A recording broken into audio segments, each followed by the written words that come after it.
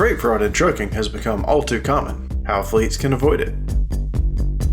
Hey everybody, welcome back. I'm Jason Cannon and my co-host is Matt Cole.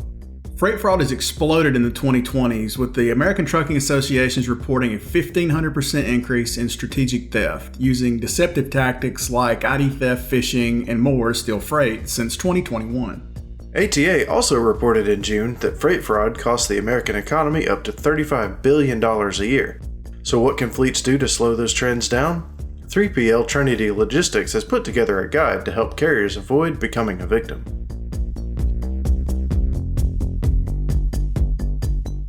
Trinity started up back in 1979. We're based in Seaford, Delaware. We're a 3PL. Kind of worn a few different hats since I've been here. I was in operations for a few years.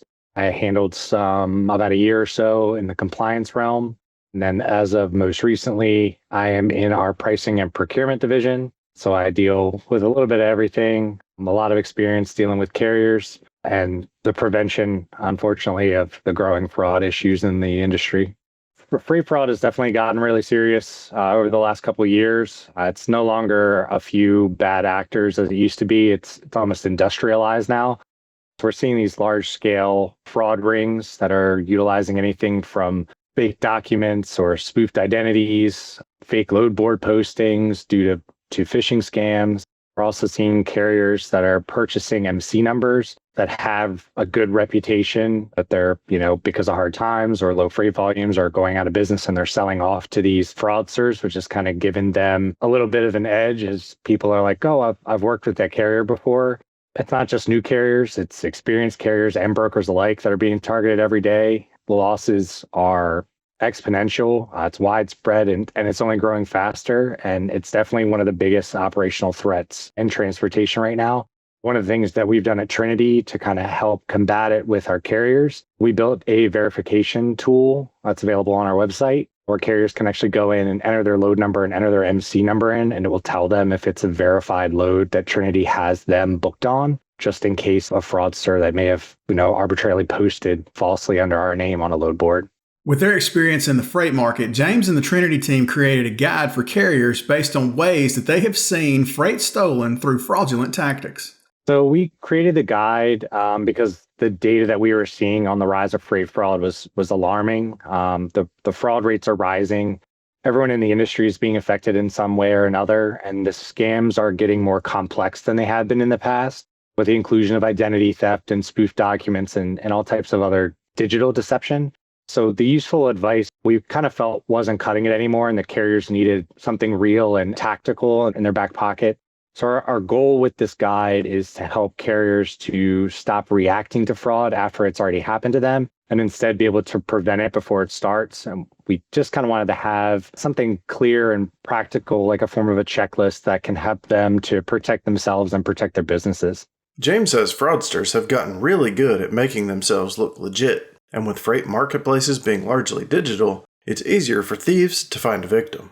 The fraudsters today are doing a really good job at appearing to be legitimate, whether it be a stolen identity, fake MC, polished documents that resemble existing real rate confirmations for a broker, or like I mentioned earlier, purchasing reliable MC numbers that have a history with brokers already. So everything on the surface looks real. And the load boards, which are a great tool, have also given the scammers a huge channel to blast out fake loads quickly. And these carriers who are under pressure with current market conditions or looking to maximize utilization of their trucks want to book the trucks and keep them moving. And in that rush, sometimes they're skipping that verification process. And the speed and urgency are exactly what the scammers rely on in order to be successful in these targeted attacks. Now, when a trucking company falls victim to fraud, there's a lot more at stake than just that one lost load. So obviously the financial loss is just one piece. You have your direct financial loss. The carriers are also losing fuel. You're losing driver time, equipment utilization, all while not getting paid for the load. But on the brokerage or shipper side, it's damaging your trust that they have in you. It's creating reputational issues to the company and even complicating further insurance or future business opportunities that you may have down the line. It's almost a ripple effect that hits every part of your operation as a carrier. So what should every motor carrier be doing to avoid becoming a freight fraud victim? At a minimum, verifying the broker information directly with the FMCSA site, not just what's on the load posting or on the rate confirmation, checking the email domains. A lot of these fraudsters are utilizing phishing attempts now where they're adding a letter or leaving an S off logistics or a slightly different domain, making sure that those emails line up, giving the broker a phone call directly at that FMCSA filed phone number, using caution when you see high paying loads, or especially if they require minimum paperwork. If something feels too quick or too easy, or that they're trying to rush you through it, it's usually a sign to slow down, verify, utilize the checklist to make sure that you're verifying who you're working with is actually who they say they are. The onslaught of phishing emails and things like that are coming through from these fraudsters, taking the time to at least verify, hey, this email looks a little bit off, or have I worked with this broker before? Or even learning to at least utilize Safer through the FMCSA to view the broker snapshot to say, hey, this number doesn't match. Let me just give them a call. And I think for the older generation, something can be said for just trusting your gut. When you kind of get that gut feeling and say, hey, this feels off. They want to rush through. They said, hey, we'll do the setup packet later. Things like that. Trusting your gut as well as using the technology to your best ability is definitely super important with the fraud attempts and the style that these complex fraudsters are starting to use to target these carriers. If your fleet does fall victim to a fraud scheme, James offers some tips on mitigating the impacts. If it does happen, you want to make sure that you're documenting everything from the emails that are coming through to the rate confirmations if you received any. If you did move anything during the process, the GPS history of the moves from your truck, anything that kind of shows the chain of events as they've unfolded. If you can report it to the real broker, they may not know that they have a leak or an issue or a victim of a phishing scam. You'll also want to report it to the FMCSA. They have a national consumer complaint database where you can report those type of issues as well.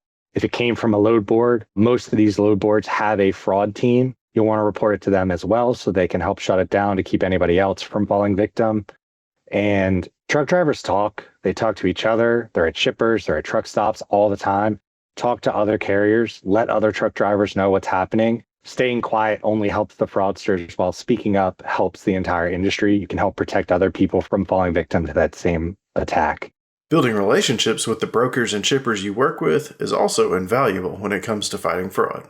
I think it's a huge role in protecting yourself as a carrier from fraud. Direct relationships are going to reduce not only your reliance on the load board, which is where a lot of this fraud is happening, but you get better communication. You get a live person that you've built a relationship with, where if something is feeling off, you have that trusted communication, which will give you fewer unknowns and a better feeling of security. Relationships are dramatically going to lower your risk versus just load board picking as you go. Having a relationship with a broker that you can call, that you can say, hey man, I saw this load posted. Something doesn't look right. That doesn't feel right. There's 13 of them posted. The rate's $9 a mile, whatever it may be. That person is your direct line of contact. They work there. You trust them, and they're going to help to protect you because they need you as well. And they want to be able to continue to utilize you in your fleet or you as an owner operator. That's it for this week's 1044.